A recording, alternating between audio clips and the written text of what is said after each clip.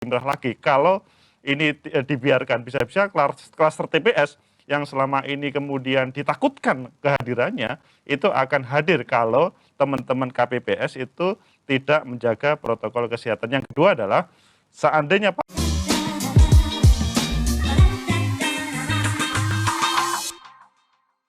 Assalamualaikum, selamat pagi, salam sejahtera untuk kita semua, saudara pecinta masa depan negeri.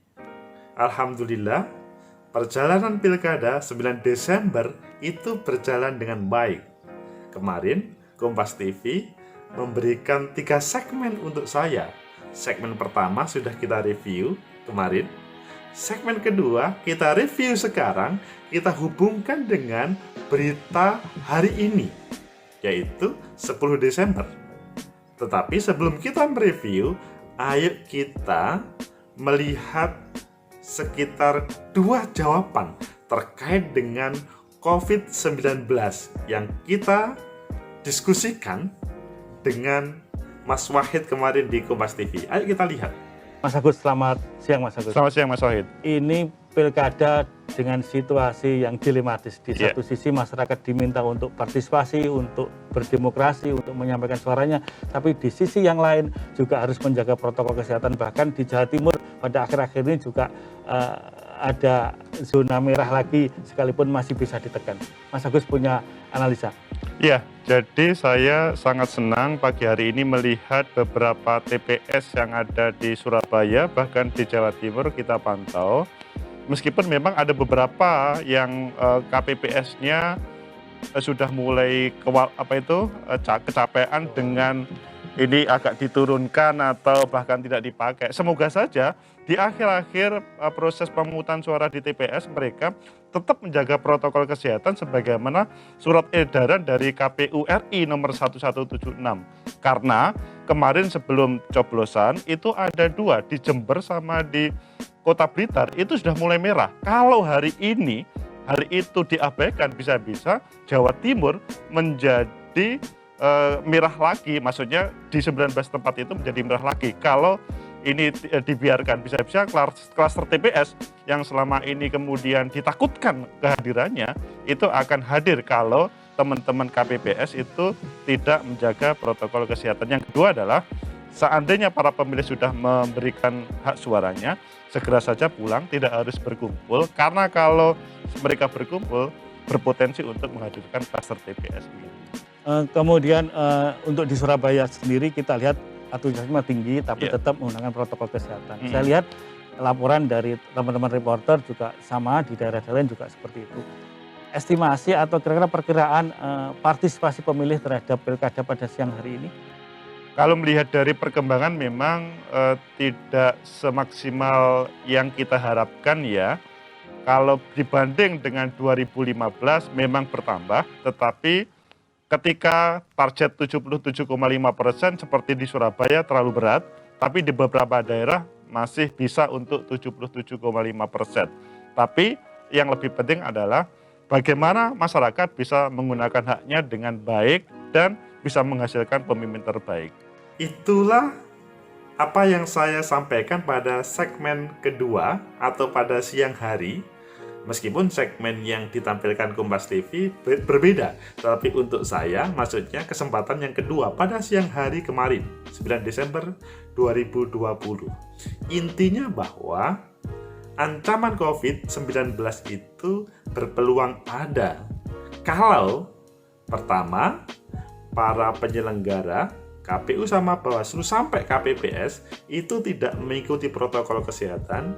Kedua, para calon juga mengabaikan protokol kesehatan ketika para pemilih sesudah di TPS, kalau kita melihat relatif di berbagai TPS berjalan dengan baik, meskipun ada 1-2 yang melanggar protokol kesehatan, sesudah keluar dari TPS menggunakan hak suara, mereka selanjutnya tidak segera pulang akan menghadirkan klaster baru. 3 hal itu paling tidak yang menjadi penyebabnya, meskipun mungkin ada penjelasan yang lain untuk klaster baru ini.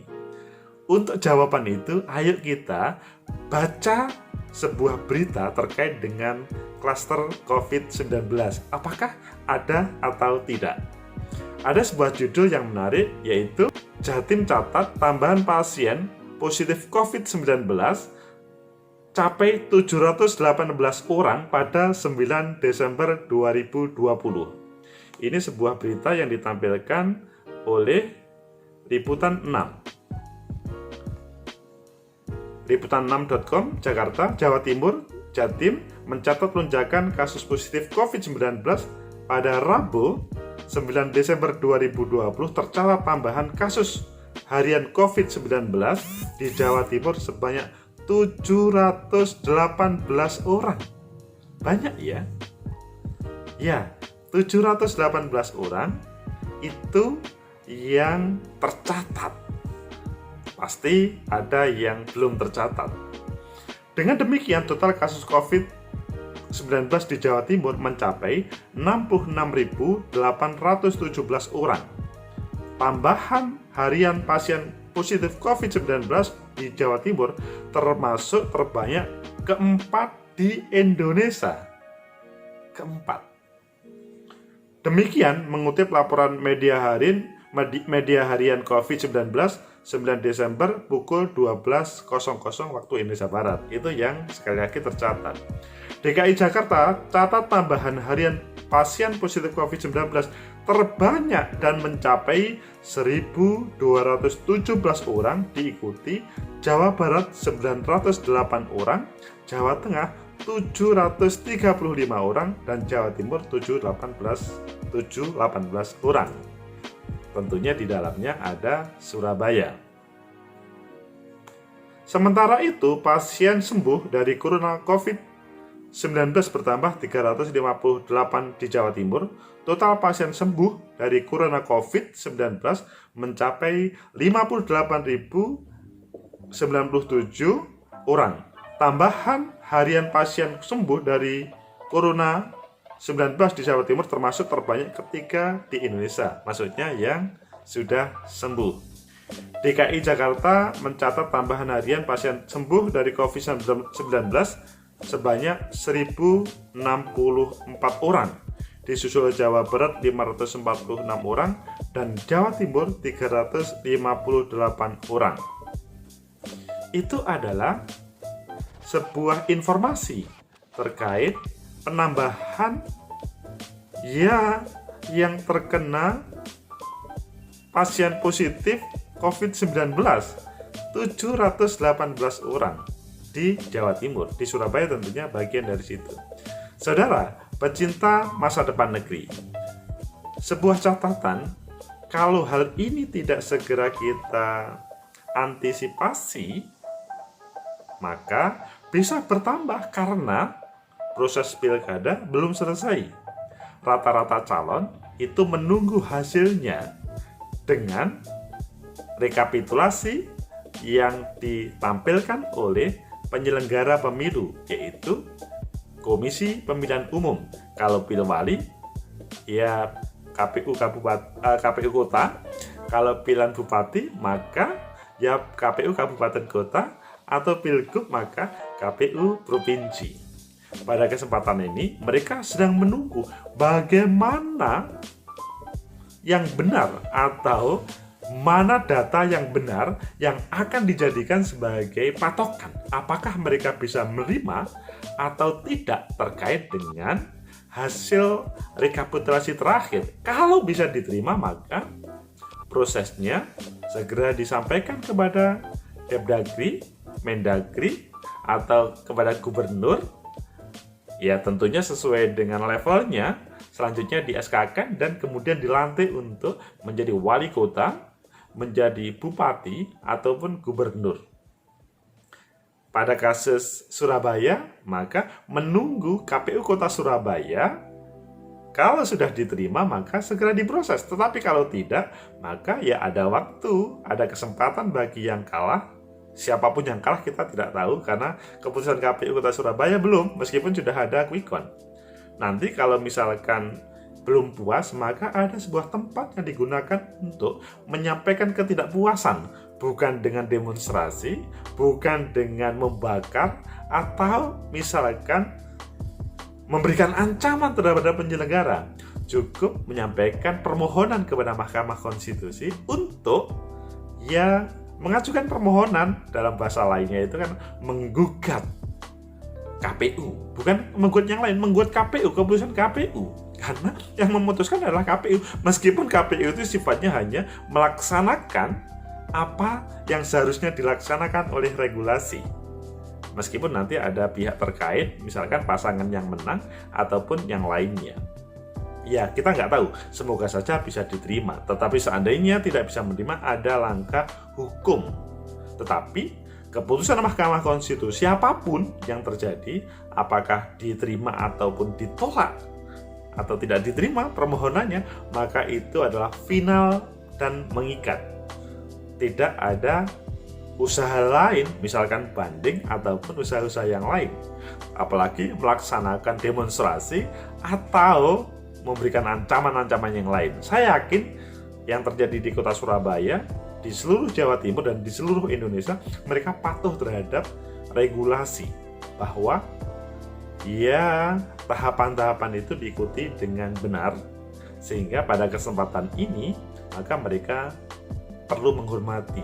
Kembali kepada COVID-19 yang ada 718 itu, semoga saja semuanya pihak-pihak sambil menunggu keputusan resmi Komisi Pemilihan Umum di level masing-masing, ayo, protokol kesehatan tetap perlu dijaga supaya tidak ada penyebaran COVID. 718 kemarin biarlah kemarin saja, karena kalau ini dibiarkan, mereka sering berkumpul, maka menjadi ancaman terkait dengan klaster COVID yang dahulu ditakutkan oleh semua masyarakat.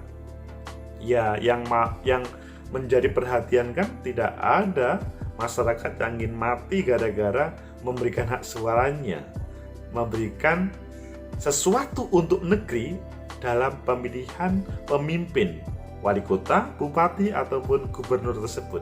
Jadi niat ikhlas dari para pemilih jangan dinodai mereka itu terkena COVID-19.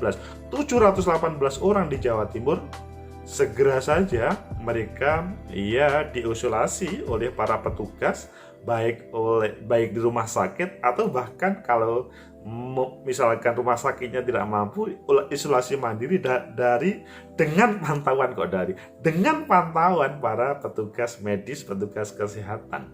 Dengan cara seperti itu, maka protokol kesehatan terjalankan sampai menunggu keputusan KPU, bahkan menunggu proses hukum seandainya akan terjadi hukum. Intinya, apa yang ditakutkan bersama terkait dengan pandemi COVID-19, sudah waktunya itu tidak hadir di antara kita. Tetapi kita semuanya selamat, meskipun kita melaksanakan pilkada, pilihan bupati, pilihan gubernur dengan suasana pandemi COVID-19. Semoga mulai detik ini teman-teman sudah mengurangi berkerumun sebagaimana ketaatan pada waktu 9 Desember kemarin. Meskipun ada yang kurang taat, itu perlu kita jewer supaya lebih taat. Jewer tidak harus jewer betulan ya, jewer itu diingatkan maksudnya, supaya semuanya terbebaskan dari pandemi COVID-19, sehingga nantinya ketika ada yang terpilih, maksudnya diumumkan oleh KPU, selanjutnya berproses hukum sampai pelantikan, semuanya aman, dan yang sudah terkena, khususnya 718 orang yang saya bacakan tadi, segera bisa sembuh, dan akhirnya semuanya bisa menikmati perjalanan pemerintahan daerah di level manapun dengan pemimpin yang baru, dengan visi misi program yang disampaikan pada debat publik atau pada masa kampanye. Semoga ada manfaat, semoga bisa menjadi referensi bagi kita bersama untuk